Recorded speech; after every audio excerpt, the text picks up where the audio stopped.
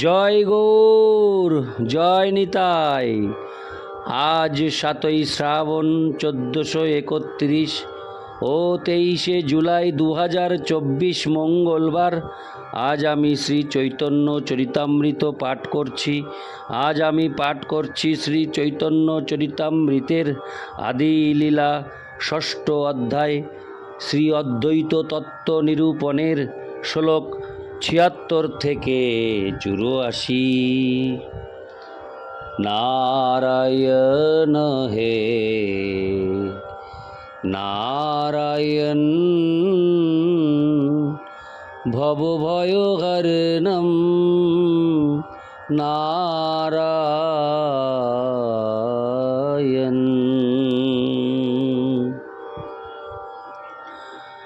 শ্লোক 76 থেকে 77। আনের কি কথা বলদেব মহাশয়, যার ভাব শুদ্ধ সখ্য বাৎসল্য দ্বিময়, তেহ আপনাকে করেন দাস ভাবনা। কৃষ্ণদাস ভাব বিনু আছে কোন জনা। শ্লোকার্থ: অন্যের কি কথা শুদ্ধ সখ্য ও বাৎসল্য রসে শ্রীকৃষ্ণের সঙ্গে সম্পর্কযুক্ত ভগবান বলদেব পর্যন্ত নিজেকে শ্রীকৃষ্ণের ভৃত্য বলে মনে করেন। কৃষ্ণ দাসত্বের ভাবনাবিহীন কে আছে? তাৎপর্য: যদিও বলদেব শ্রীকৃষ্ণের জন্মের পূর্বে আবির্ভূত হয়েছিলেন এবং সেই সূত্রে তিনি হচ্ছেন শ্রীকৃষ্ণের শ্রদ্ধেয় জ্যেষ্ঠ ভ্রাতা, তবুও তিনি শ্রীকৃষ্ণের নিত্য সেবকের মতো আচরণ করতেন। চিৎজগতে প্রতিটি বৈকুণ্ঠ লোকে চতুর্ভুজ নামক শ্রীকৃষ্ণের প্রকাশ বিরাজমান। তারা হচ্ছেন বলদেবের সাংস প্রকাশ। শ্রীকৃষ্ণই পরমেশ্বর, তাই চিৎজগতে সকলেই নিজেকে শ্রীকৃষ্ণের দাস বলে মনে করেন। সামাজিক দিক দিয়ে কেউ শ্রীকৃষ্ণের থেকে জ্যেষ্ঠ হতে পারেন বা শ্রীকৃষ্ণের গুরুজন হতে পারেন, কিন্তু প্রকৃতপক্ষে সকলেই তার সেবায় যুক্ত। অতএব চিন্ময় জগৎ ও জড়জগতের সমস্ত গ্রহমণ্ডলীতে কেউ শ্রীকৃষ্ণকে ভোগ করতে বা ভৃত্য করতে সমর্থ নন। পক্ষান্তরে সকলেই শ্রীকৃষ্ণের সেবায় যুক্ত। তাই শ্রীকৃষ্ণের সেবায় যিনি যত গভীরভাবে যুক্ত, তার শ্রেষ্ঠত্ব তত বেশি। অপরপক্ষে জীব যতই কৃষ্ণ সেবা বিমুখ হয়, ততই সে জড় কলুষের অমঙ্গল আহ্বান করে। জড়জগতে মায়াবদ্ধ জীবেরা যদিও ভগবানের সঙ্গে এক হয়ে যাওয়ার অথবা ভগবানের সঙ্গে প্রতিযোগিতা করার চেষ্টা করছে, তবুও সকলেই প্রত্যক্ষভাবে অথবা পরোক্ষভাবে শ্রীকৃষ্ণের সেবায় যুক্ত। জীব যতই কৃষ্ণ সেবায় বিমুখ হয়, ততই সে মৃতকল্প হয়ে পড়ে। তাই কেউ যখন শুদ্ধ কৃষ্ণ ভাবনার বিকাশ করেন, তিনি তৎক্ষণাৎ শ্রীকৃষ্ণের নিত্য দাসত্ব লাভ করেন। ইতি শ্লোক 76 থেকে 77। শ্লোক 78। সহস্র বদনে যেহ শেষ সংকর্ষণ, দশদেহ ধরি করে কৃষ্ণেরও সেবন। শ্লোকার্থ: সহস্র বদন শেষ সংকর্ষণ 10 রূপ ধারণ করে শ্রীকৃষ্ণের সেবা করেন। ইতি শ্লোক 78। শ্লোক 79। অনন্ত ব্রহ্মাণ্ডে রুদ্র সদা শিবের অংশ, গুণাবতার তেহ সর্বদেব অবতংশ। শ্লোকার্থ: সদাশিবের অংশ রুদ্র, যিনি অনন্ত ব্রহ্মাণ্ডে বিরাজমান, সমস্ত দেবতাদের অলঙ্কার স্বরূপ তিনিও শ্রীকৃষ্ণের গুণাবতার। তাৎপর্য: রুদ্র বা শিবের 11টি প্রকাশ রয়েছে। তারা হচ্ছেন অজৈকপাত অহিব্রোধ্ন বিরূপাক্ষ রৈবত হর বহুরূপ দেবশ্রেষ্ঠ ত্রম্বক সাবিত্র জয়ন্ত পিনাকি ও অপরাজিত। এছাড়াও তার 8টি মূর্তি রয়েছে: পৃথিবী, জল, তেজ, বায়ু, আকাশ, সূর্য, চন্দ্র ও সোমযাজী। সাধারণত সকল রুদ্রই পঞ্চমুখ, ত্রিনয়ন এবং 10 বাহু। কোনো কোনো স্থানে রুদ্রকে ব্রহ্মার মতো জীব বলে বর্ণনা করা হয়েছে, কিন্তু রুদ্রকে যখন পরমেশ্বর ভগবানের অংশরূপে বর্ণনা করা হয় তখন তাকে শেষের সঙ্গে তুলনা করা যায়। সুতরাং শিব যুগপদভাবে শ্রী বিষ্ণুর সাংস এবং সৃষ্টি ধ্বংসকারী বিভিন্নাংশে জীব। শ্রী বিষ্ণুর অংশরূপে তিনি হচ্ছেন হর এবং তিনি সব রকম জড় গুণের অতীত।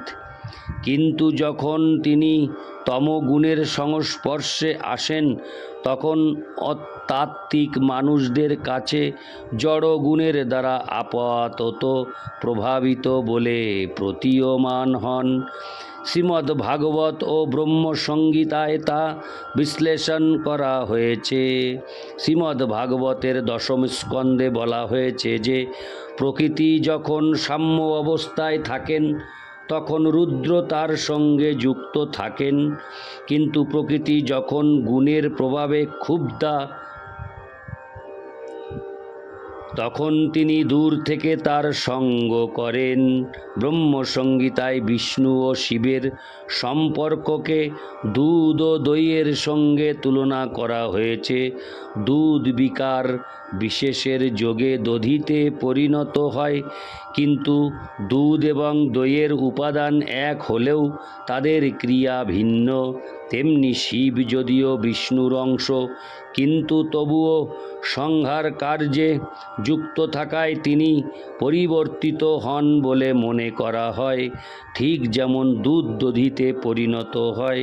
পুরাণে বর্ণিত হয়েছে যে কোনো কল্পে শিব ব্রহ্মার ললাট থেকে এবং কখনো বিষ্ণুর ললাট থেকে প্রকাশিত হন।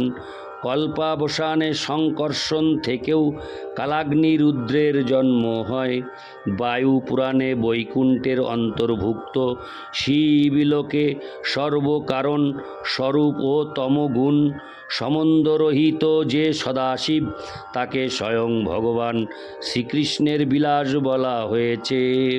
কথিত আছে যে সদাশিব শম্ভু হচ্ছেন বৈকুণ্ঠের সদাশিবের বিষ্ণুর অংশ এবং তার প্রেয়সী মহামায়া হচ্ছেন রমাদেবী বা লক্ষ্মীর অংশ। মহামায়া হচ্ছেন জড়জগতের উৎস বা জন্মদাত্রী। ইতি শ্লোক 79। শ্লোক 80। তেহ করেন কৃষ্ণের দাস্য প্রত্যাশ, নিরন্তর কহে শিব মুঞ্জি কৃষ্ণ দাস। শ্লোকার্থ: তিনিও কেবল শ্রীকৃষ্ণের দাস্য প্রত্যাশা করেন। শ্রী সদাশিব নিরন্তর বলেন, আমি কৃষ্ণ দাস। ইতি শ্লোক 80। শ্লোক 81। কৃষ্ণ প্রেমে উন্মত্ত বিহব্বল দিগম্বর, কৃষ্ণ গুণ লীলা গায় নাচে নিরন্তর। শ্লোকার্থ: কৃষ্ণ প্রেমে উন্মত্ত হয়ে তিনি বিহব্বল হন, দিগম্বর হয়ে নৃত্য করেন এবং শ্রীকৃষ্ণের গুণ ও লীলা গান করেন। ইতি শ্লোক 81। শ্লোক 82। পিতা মাতা গুরু সখা ভাব কেনে নয়, কৃষ্ণ প্রেমের স্বভাবে দাস্য ভাব সে করয়। শ্লোকার্থ: পিতা মাতা গুরু অথবা সখা সকলেরই ভাব দাস্য ভাব যুক্ত, সেটি হচ্ছে কৃষ্ণ প্রেমের স্বভাব। ইতি শ্লোক 82। শ্লোক 83। এক কৃষ্ণ সর্বসেব্য, জগত ঈশ্বর, আর যত সব তার সেবকানুচর। শ্লোকার্থ: শ্রীকৃষ্ণ হচ্ছেন সমস্ত জগতের একমাত্র ঈশ্বর। তিনি সকলের সেব্য। বাস্তবিক পক্ষে অন্য সকলেই তার দাসানুদাস। ইতি শ্লোক 83। শ্লোক 84। সেই কৃষ্ণ অবতীর্ণ চৈতন্য ঈশ্বর, অতএব আর সব তাহার কিঙ্কর। সেই কৃষ্ণ পরমেশ্বর ভগবান শ্রী চৈতন্য মহাপ্রভু রূপে অবতীর্ণ হয়েছেন, অতএব আর সকলেই তার কিঙ্কর। ইতি শ্লোক 84। নারায়ণ হে নারায়ণ, ভবভয়হরণং নারায়ণ। জয় গৌর, জয় নিতাই, রাধে রাধে, রাধে শ্যাম, জয় রাধে।